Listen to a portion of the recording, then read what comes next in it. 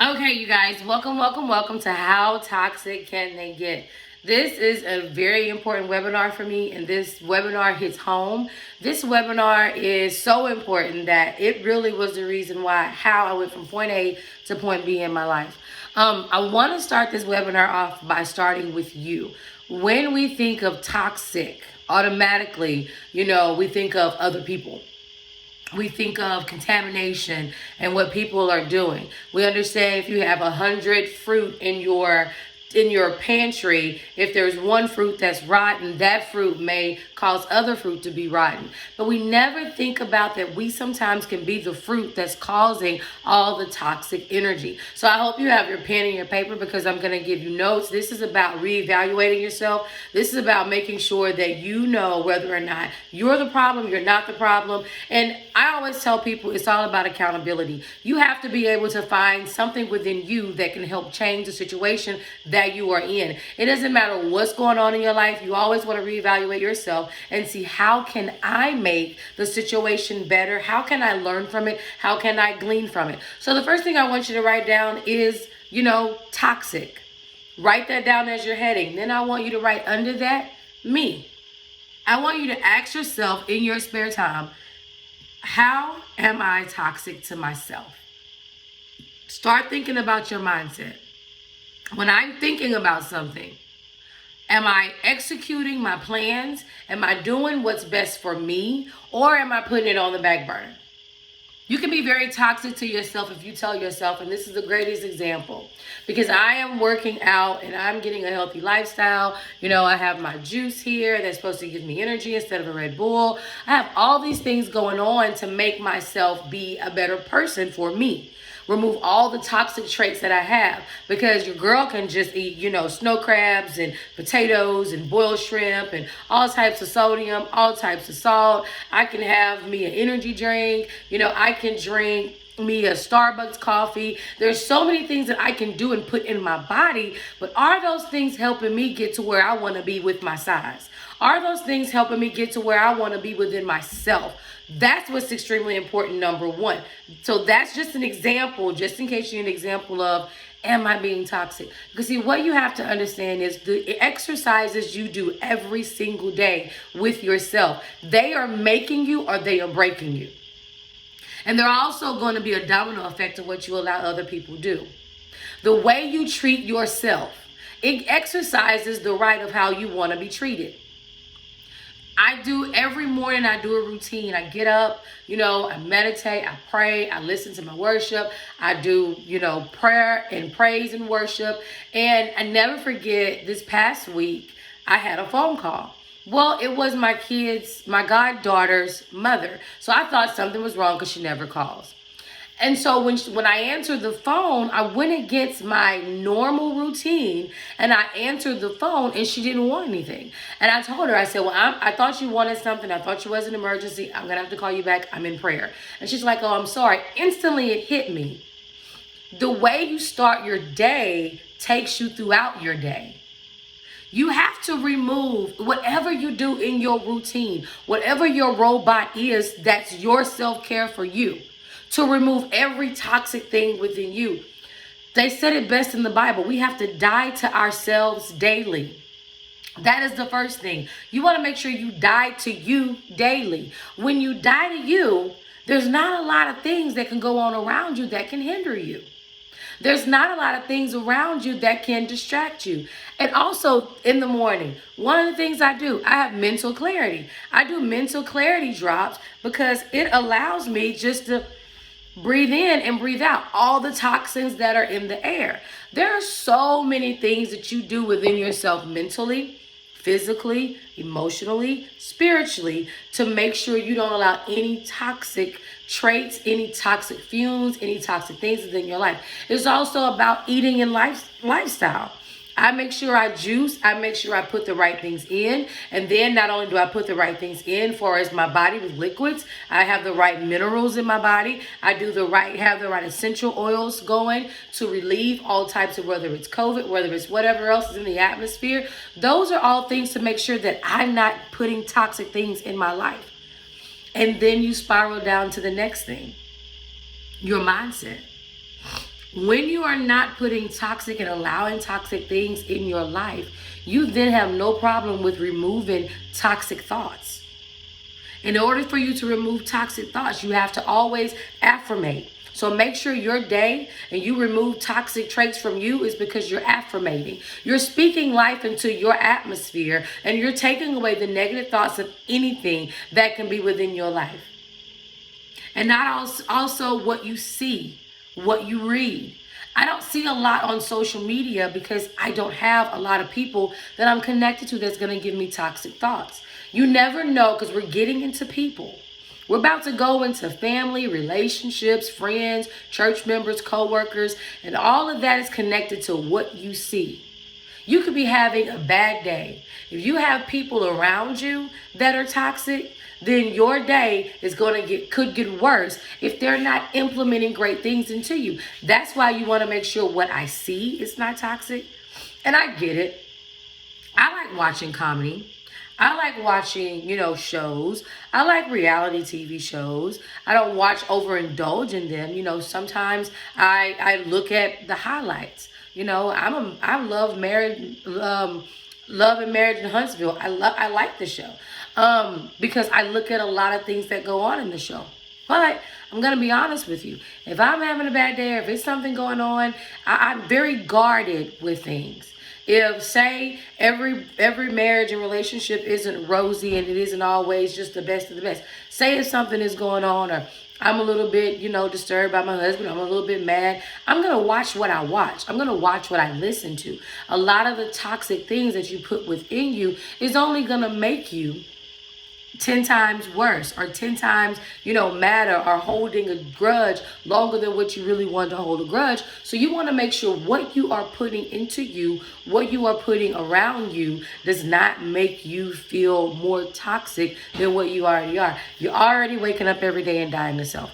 You're already waking up every day and trying to forget about everything that happened the day before. You're already waking up that in the morning and affirmating, starting your day off right. You're already praying. You're already reading your scriptures. You already listen to your motivational clips. You're already doing all those things. So here's the thing. When you're already doing all of those things, you want to make sure that the things around you are conducive. The Bible even says that you want to make the atmosphere conducive to you. So when you walk in a place, it's already conducive and people can feel your spirit, or they'll know, hey, look, I'm not even going to play with her like that. I'm not even going to play with him like that. I'm not going to put myself in that position. So I hope you have you down first, because you're going to reevaluate you. You're going to check you. You're going to make sure that you're okay. That's number one. Next, we're going to go into the toxic traits that you grew up with. The toxic traits that you have within your family. Me personally, I talk about it all the time. It wasn't until within my marriage that I realized that there were some great things that I was raised with, and there were some things that needed to be adjusted. It was maybe good for that time, but it's not good for this time. And it definitely, isn't good for me raising kids in this day and age. You have to progress with time. And so you have to write down family.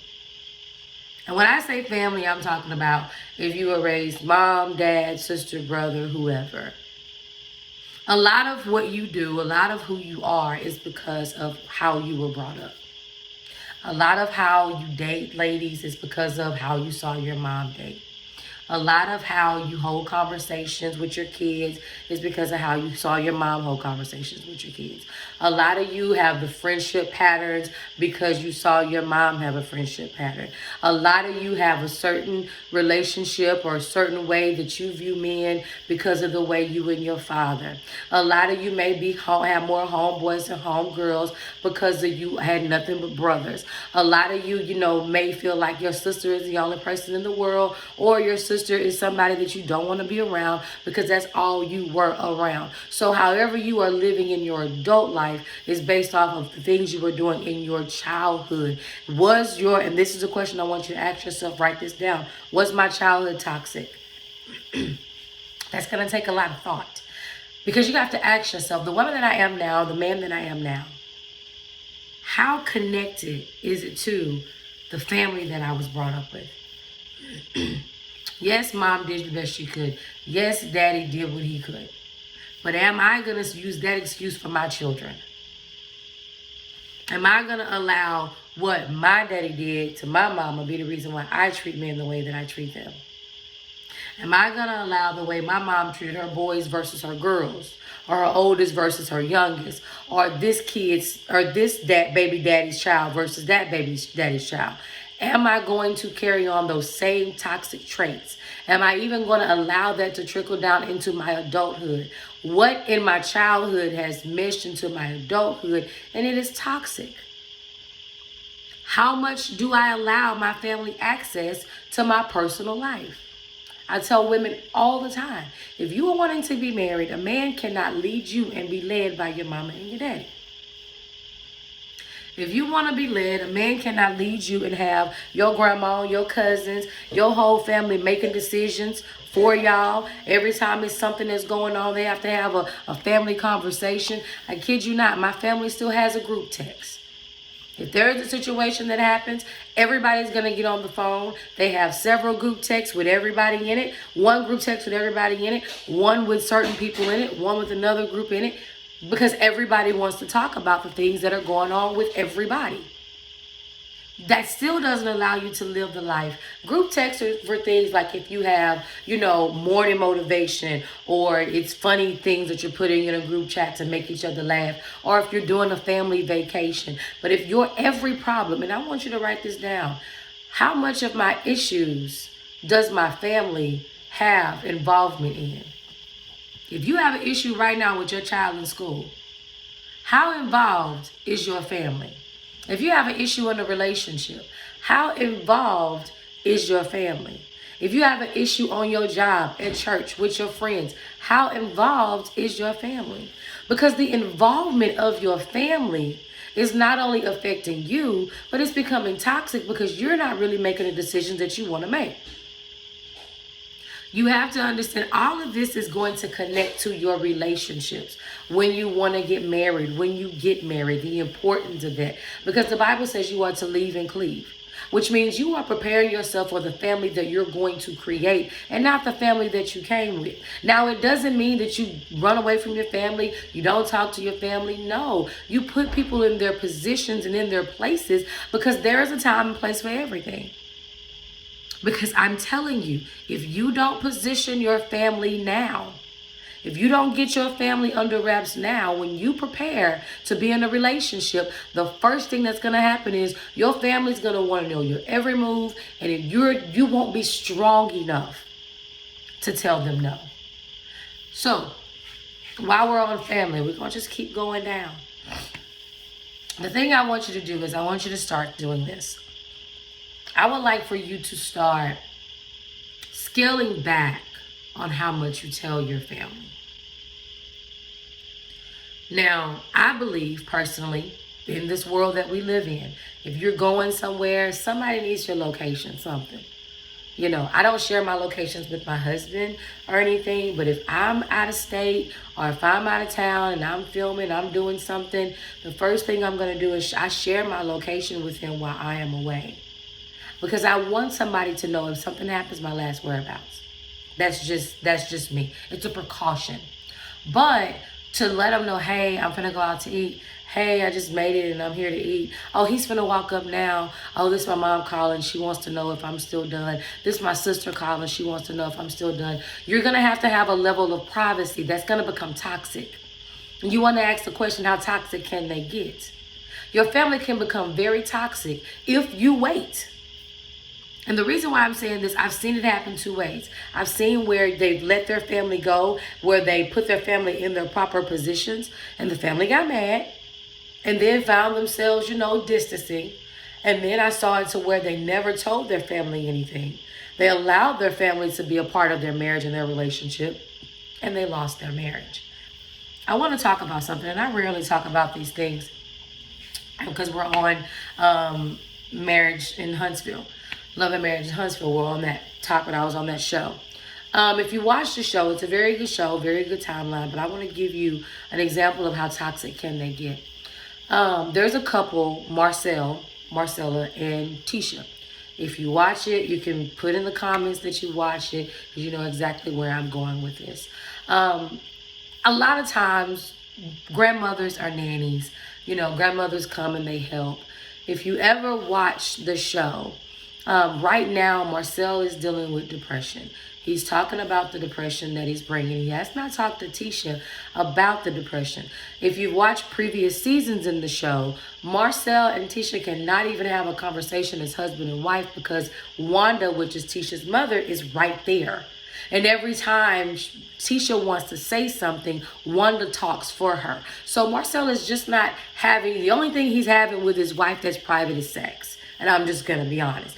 Everything else, and being in their bedroom, everything else, Tisha's mother, Wanda, is right there. They cannot have an argument. He's having to argue with both of them. Whatever decision it is, he's having to make a decision with both of them. Tisha never stands up to her mom. She's always taking her mom's side. Marcel's reached a point to where he's unhappy. He's feeling depressed. And Tisha's wondering, why did she not know it? How toxic can they get? That's a perfect example of putting people in their proper positions. It doesn't mean you don't love your family member less if you put them in a position. Because that same family, I've never seen Wanda, Marcel and Tisha go and talk to Wanda's husband or go in the midst of Wanda's relationships. I said all that to say, people will get all in your business.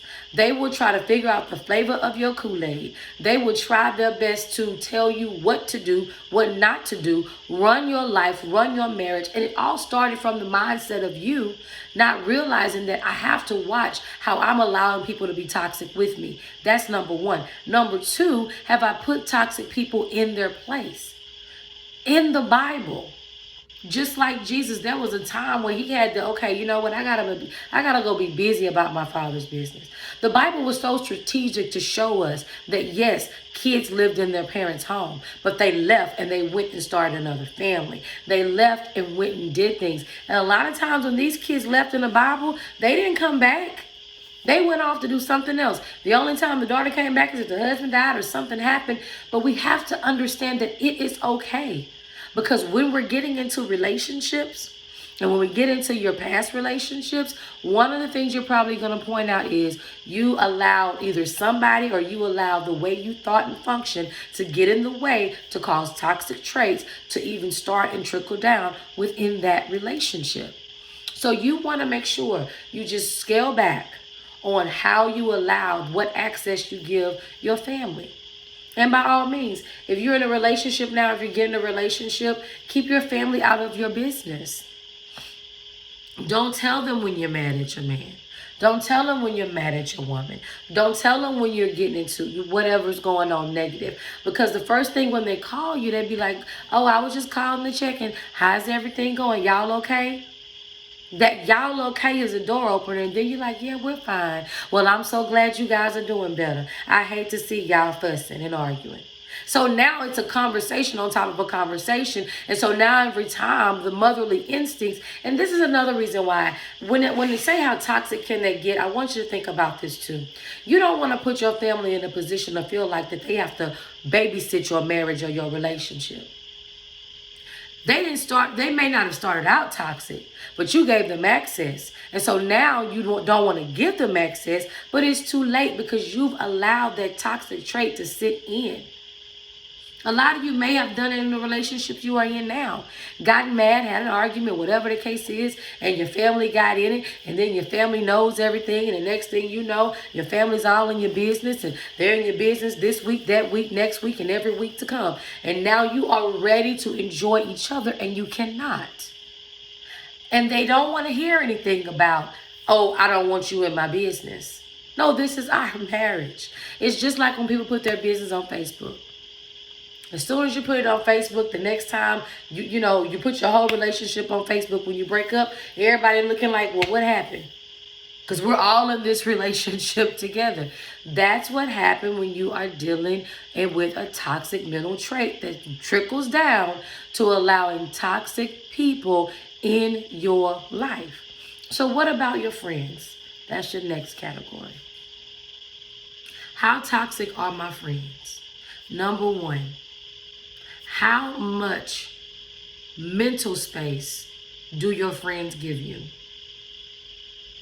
That's very important. How much mental space do your friends give you? I've been in a situation to where a friend has told me I'm too busy to be a friend because they want to talk every day. They want to do things every day. And here's the thing. You shouldn't have to talk to someone every day just to be their friend. There are so many things that you have to do in your life and they have to do in their life. Everybody's doing things. And when you come together with empowerment. Your friendship circle, when you leave from your circle, you should leave full. You shouldn't leave hungry. You shouldn't leave empty. You shouldn't leave depleted. You shouldn't leave feeling like your friends are draining you. You shouldn't leave feeling like every decision that you make is the wrong decision. It goes back to what you allow in your time, in your circle. It goes back to what you see. It goes back to what you hear. It goes back to that mental toxic trait that you give yourself. I do this every week, and I want you to do this every week. Write down your goals. Write down your plans. Write down a timestamp for when you are wanting to do things that you're wanting to do. And you should also have a little me time stamp. That me time stamp, that's when you can catch coffee with your homegirl. That's when you can do different things. But if your friends want to take you away from your goals, the goals that you have for yourself that keep you from being toxic for yourself, the things that are stopping you from doing what you want to do, if they are stopping you, number one, tell them. It's not that I don't want to be friends, but right now I have an agenda and I have an assignment. Right now there is something that I am doing. And it doesn't mean that I don't want to talk to you. I'm not mad at you. Nothing has happened. But I have a goal. In order for me to get to that goal, I have to grind to get that goal. I have to do these things to make sure I can reach it. If they don't understand that, then automatically they don't want to see you do better. And I'm going to get to how hard it is to deal with, the rejection of you wanting to not deal with toxic people. I'm going to get there. But I have to start, and I want to get to, you, your family, your friends. So that's the thing. Write all your friends down. It's time for you to do a friend check. Write all their names down. What do they add to the value of your life? What have they helped you accomplish? It doesn't mean money. It doesn't mean support as far as doing things. But it could just mean giving you space, time. It could just mean time in you. Look, you said you wanted to write these goals down. Have you written down your goals? I'm going to get a text message tonight from a friend asking me, did you do your workout? It's a difference between accountability and friends always wanting to count everything you do. That's not a friendship that you necessarily need that's going to connect you, especially if you're single, that's going to connect you to marriage. Because there's a certain time, me and my married friends, we no longer communicate. If we call, if we text, it's all because either it's an emergency or the husbands are working overtime. But at 6 o'clock, everybody's at home. If we couldn't talk before 6, then guess what? This time is designated for my family. And my friends and I, we understand that. We give each other the space and the time that we need in order for us to be able to help our family grow. And that is what you are looking for. Someone that's not going to want to be at your house when your husband come home. Somebody that's not going to want you to go here, there, and everywhere, knowing that you want to spend time with your spouse. And even now, if you're single, start positioning yourself. Because I'm telling you, when you get a man or when you get a woman and you instantly change your routine and you make life about y'all instead of about you, that's when people are going to have a problem. And we're going to get to that. Next, let's talk about church people and how toxic can they get. I believe that one of the most powerful gifts is a gift of spiritual discernment. I also believe that people take it so lightly and they minimize it. They think it's just a seeing eye dog, and it's not. It's a gift that not everybody wants to have, not everybody wants. You see stuff that you don't want to see. You feel stuff that you don't want to feel. All these different things are pricking at you. But I tell anybody, it's such a blessing to have it because it stops you from being able to cause so much havoc in your life when you have that spiritual discernment. So I want you to write this down. God, give me more spiritual discernment. I want that to be one of your affirmations, because people can be toxic towards you spiritually if you're not careful. There are some people that spiritually prey on the uneducated spirited people. I'm going to say that again. There are some people that prey, P-R-E-Y, over the mindset and the spirit of some uneducated spiritual people. People that really don't know God. People that desire and is hungry and thirst after God. Connect to people that are spiritual, but instead of them seeing a way to help, they actually see it to hinder to help themselves. You want to be able to watch that, because people don't really call it toxic in the spiritual realm. They more so call it witchcraft, or they more so, call it somebody always trying to, witchcraft is the better choice of words, if you ask me. Somebody that's always trying to hold something spiritually over your head. It is extremely important. And some of the traits of people like that are people that every time they're wanting you to pray with them, or they're wanting to tell you exactly what God is saying in your prayers. If they have a word for you every time, if every time you go to them with something you want to do and they're steering you in another direction, if every single time you are telling them what God told you, but they're trying to tell you what God told you, at some point we're going to have to work out our own soul salvation with fear and trembling. At some point, we're going to have to understand God's voice, God's law, God's word, God's instruction, God's order for ourselves. So if people are constantly telling you what to do, here's the issue and problem. Where are you putting in the spiritual work for yourself? There's churches that's full of bondage. That's the word I'm looking for. Bondage and witchcraft. There are also people that prey off of the thing that you desire the most, and they find themselves connecting to that. So you really want to ask God for spiritual discernment. You really want to ask God to show you. I'm not saying all people are bad, but you want to ask God to show you who's for you and who's not for you. And it may not even necessarily be for that whole lifetime. It may just be for a season. God can take you and reposition you for a season in order to prepare you for another season. I'm telling you, when God begins to prepare you for the season of marriage, that is one of the most isolating seasons ever. That is one of the most in-tune seasons. He may drop some people in your life that's supposed to be connected to you, but those people are going to help prune and make and mold and shape you to be the wife you need to be. How to pray, how to listen, how to talk, how to do different things, to walk and have that wifely, godly character, yes. But it's a lot of isolation, because God is trying to give you the understanding of how to pray, the understanding of how to hear his voice, the understanding of how to cover not only you but your spouse, the understanding of how to not only, be the head of the house, be the head of the home while he's the head of the house. There's a lot of instructions that he encrypts and downloads. So it goes back to you. You can't have toxic traits walking within you. You got to watch how you eat, watch what you do, because your mind has to be mentally clear. You have to have that clarity in order for you to make sure those toxic things don't exist. So another thing I want to talk about is relationships. When it comes to toxic relationships, out of everything that I mentioned, nothing hurts more for a lot of people than relationships. Because it's a part of your life where you have really and truly allowed someone else to come in. You've really and truly allowed someone else, and you've been vulnerable. You've given them the benefit of the doubt to be able to take you.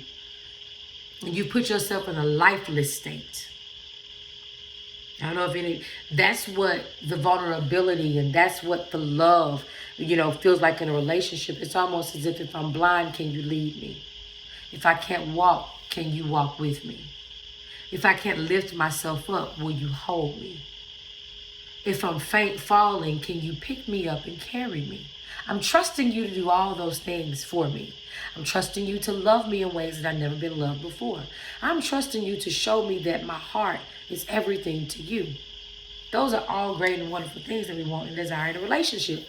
But then when those things don't happen, and he takes your heart, and he takes your kindness, and he manipulates it to become mental abusive, to come physically abusive, to come, emotionally abusive. When he makes you feel less than, when you thought he was supposed to make you feel more than, when he makes you feel like you'll never be nothing, when you thought he was supposed to make sure that you were everything. Everything you thought in this man, he gave you something different. That is something that creates a wall and a blockage within us and takes us to where we now have insecurities. We now have trust issues. We now have a lack of confidence. We now have a lack of self-esteem. We don't know if love is for us. We don't know if relationship is for us. We don't know who people are, what people are doing, and if it even works. The trust factor, the faith factor, the love factor is all up in air and in question. Why? Because we have given somebody our heart. We have given them the best trait of us. And we have made sure that we have said, we have shown, we have exemplified that we do not want them to turn it into a toxic trait. And they do it anyways. So what is the first thing we do? We resort back to a place to where we no longer want to be in this. We no longer want to position ourselves to be in a toxic place ever again. Right? So write this down. My past relationships or the relationship that I'm in. Is he making me a great woman or a great man? Or is she making me a great man? Are they taking your weaknesses and finding ways to help you strengthen them? Are they taking your weaknesses and are they helping you find ways to strengthen them? Simple. If you can't read, are they helping you read? If you can't, wash clothes, are they helping you wash clothes? If you can't communicate, are they helping you communicate? If you're dealing with several insecurities, are they helping you gain security through the way that they communicate with you? Whether you're going back to your past relationships or your current relationship. Because I often say all the time, people are who you allow them to be. If a man or a woman is toxic in your life, somewhere down the line, you have allowed them to do those things. And if we don't know, we don't know how to fix it. If we don't understand, we can't re-educate. We can't educate ourselves for something we don't know. To know better is to do better.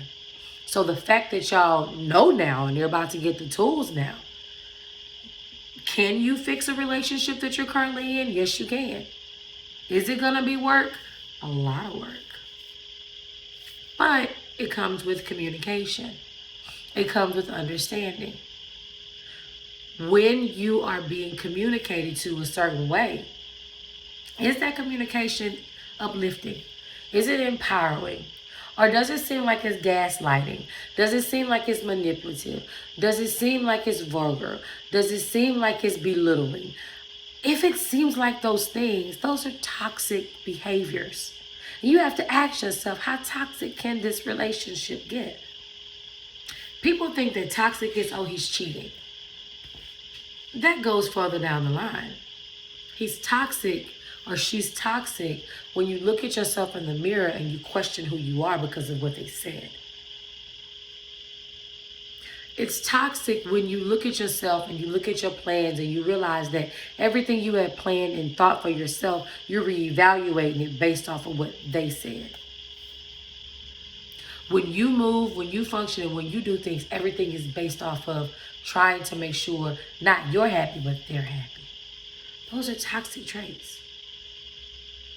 Those are things that you don't want to allow in your life. Those are things that'll stop you from being happy.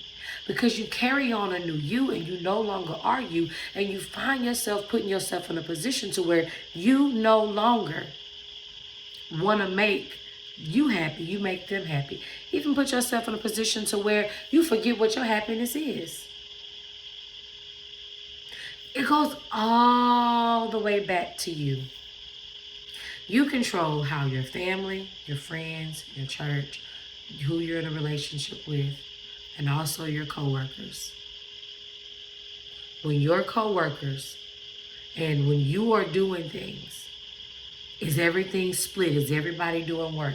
Are they only pointing the finger at you? Is everything you have to do the bulk of all the work?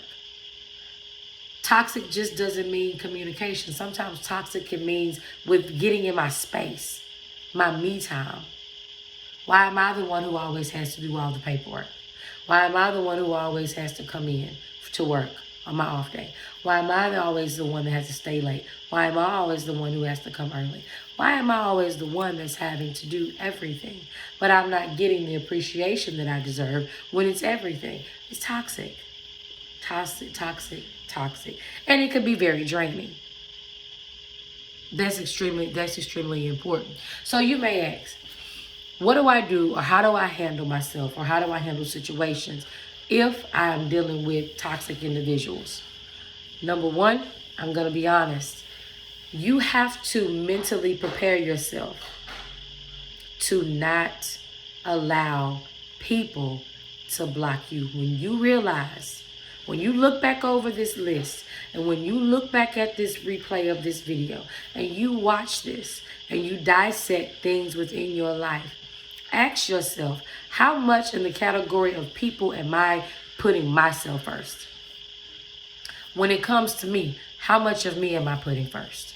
When it comes to family, how much of family am I putting first? When it comes to friends, when it comes to job, when it comes to church, when it comes to relationships, how much of me am I putting first? If you're not putting you first, and if who you are as a person isn't more than, not equal to or less than, but more than, when it comes to everyone else, if that's the case, you have to start reevaluating those things. And the first thing I would tell you is start backing away. Start backing away and start putting people in position. Because what you are doing and why you are removing toxic people is not for your present, it's for your future. It's for the future of you. It's for whenever you want to start living the life that you deserve, whenever your goals start aligning and manifesting and you find peace and happiness with everything, you have already put people into their place. So it's nothing they can do. It's nothing they can say. It's no emotion that they can feel. And it's no headache. Because when you start recognizing people's toxic traits, when you put your mom, your sister, your brother, your dad, your cousins, your aunts, your co-workers, your church members, when you start putting those people into position, they're going to back away from you. Because some people, if they can't tell you what to do, they no longer want to be connected to you like that.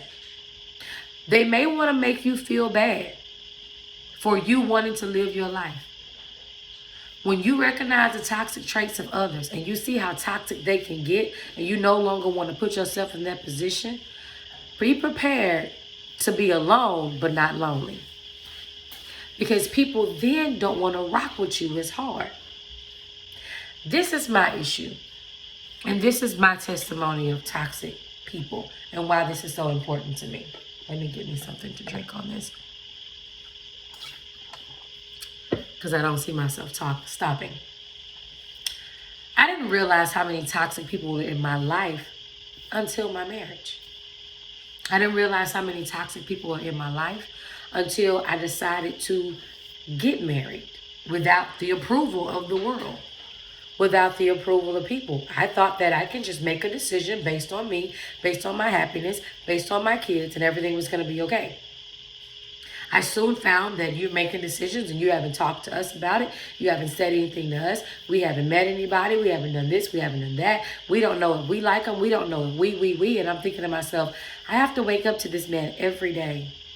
I have to go to sleep to this man every day. Family functions is not guaranteed. Friendly functions are not guaranteed. But I have to make sure, like something like COVID came up, where you're in the house with the person that you live with. I have to make sure that I can rock with this dude. And as long as I can, I'm cool. When I told people that, when I told people as long as I'm happy, that's all that matters, people started kind of drifting away. They only wanted to be connected to those that they could monitor or monetize. And so it bothered me a little bit. It was very different for me because I was used to family and friends. I was used to having that connection, but yet and still, I still wanted my own happiness. I wanted to be able to, if I wanted to take a trip, take a trip. If I wanted to do something, I wanted to be able to do it without telling everybody where I'm going, what I'm doing. People started disappearing and started getting angry at me for living my life. When I made decisions on what vehicle I wanted to drive, you didn't tell me you were going to buy that car. Oh, I would have prayed with you so we would have made the right decision. And I'm looking like I made the decision that I wanted to make. When you start making the decisions that you want to make, and it's best for you to get it out of your system now, because I had to go through a lot of hurt. And I had to put my husband felt obligated to be in a position to help me through hurt that other people had caused me. It was many times I was discombobulated. I was tired. I worked for my clients and I, made sure I helped everybody. But then when the day was over, I was exhausted mentally. Because I'm used to either talking to this person or I'm used to even just, this person's mad at me because I'm happy here, or this person's wanted me to make this decision. This person's wanted me to drive this car. This person wanted me to do this. So I was like, how toxic can you guys get? What part of my life do I live for me? What part of my decisions do I make for me? You are in a season of your life right now where you have to start making your decisions for you. You are in a season in your time in life right now, if you are being in isolation, if you are in a trial time where it's just you and God, it's you and you trying to reevaluate you, it's you and you're trying to fix you, it's you're trying to take care of you, do all of that before you get into a relationship.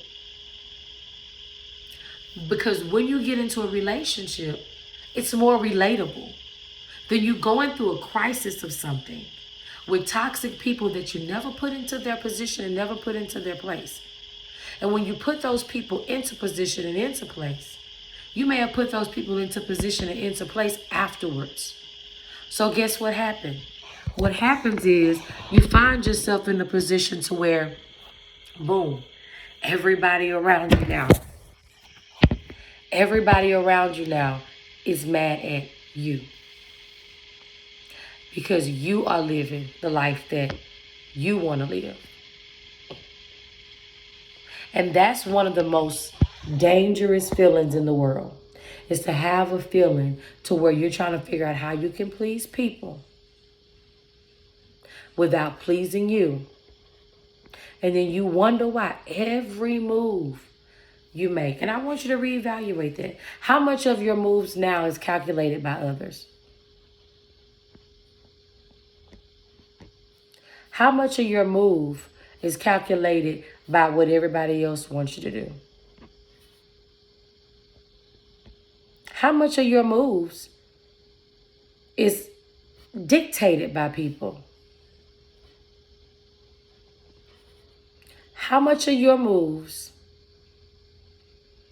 is trying to be orchestrated by people around you? That's what's important.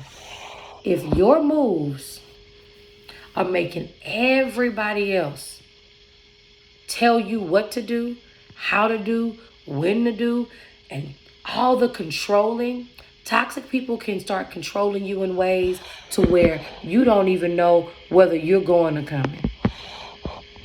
You don't even know whether or not the way you're moving in life is a collective and calculated and strategic move. You start praying and asking God for guidance that He's already given you.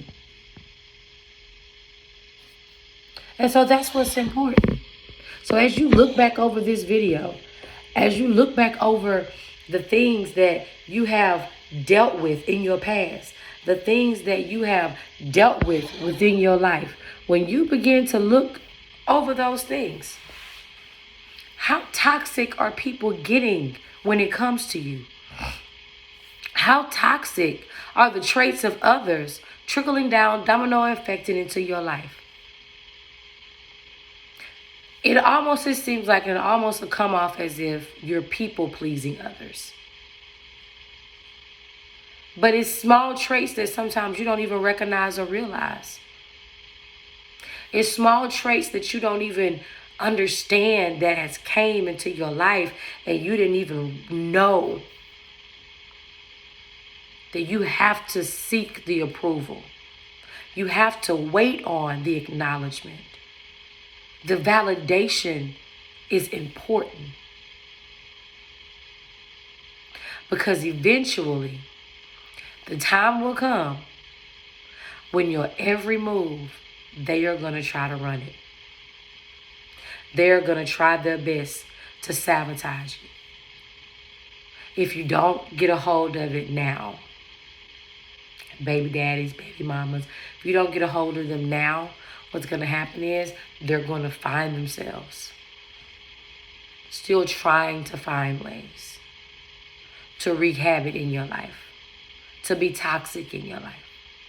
So in your singleness right now is a time in your preparation of you before you become a wife, while you're preparing to be the best wife that you want to be, make sure all of the toxic things in your life are gone.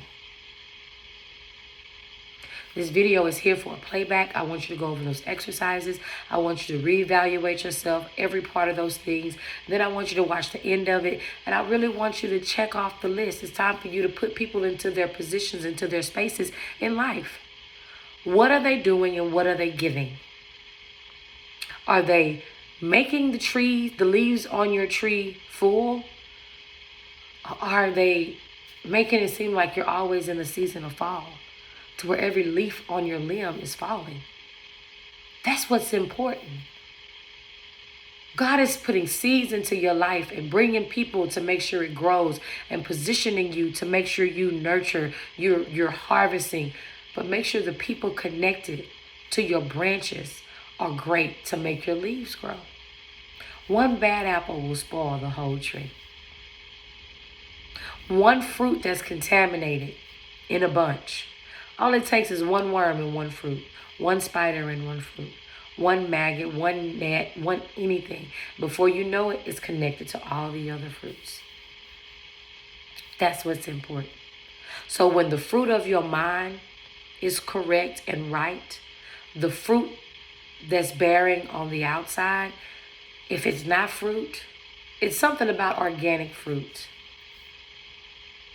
Organic fruit is very different when it comes to growing. You don't find very many organic fruits that's on the tree spoiled or that's in the bush spoiled. But it's watered different. You are like an organic fruit. You have to be watered differently. You have to be watered in such a way that where with anything that's not of you, anything that's not good enough for you, any soil that's not good enough for you, it is not even going to grow. It's not even going to be able to take. You got to make sure that organic fruit get the right sun, get the right nourishment, get the right water. You know, everything is so strategic in order for it to be fully organic. Everything within you is so strategic in order for you to be who you are. So I'm so excited for you. I'm so happy for you. This playback is definitely here for you to watch it, for you to grow, for you to be able to really lean and glean to it. And I'm super excited because you'll never ask yourself how toxic can they get, because you'll be ready to remove toxic people and you'll no longer attract toxic people. So I appreciate you guys for your time, and I appreciate you guys for all of your support. And the playback is here, and I'm excited. Reach out to me at www.rachelgwoodson.com. Send me a message if you have any questions about any of the exercises from this that you will do, or any comments or suggestions and ways that I can help you when you find out the people that are toxic and how you can be strong enough strategically within your personal situation that's unlike others.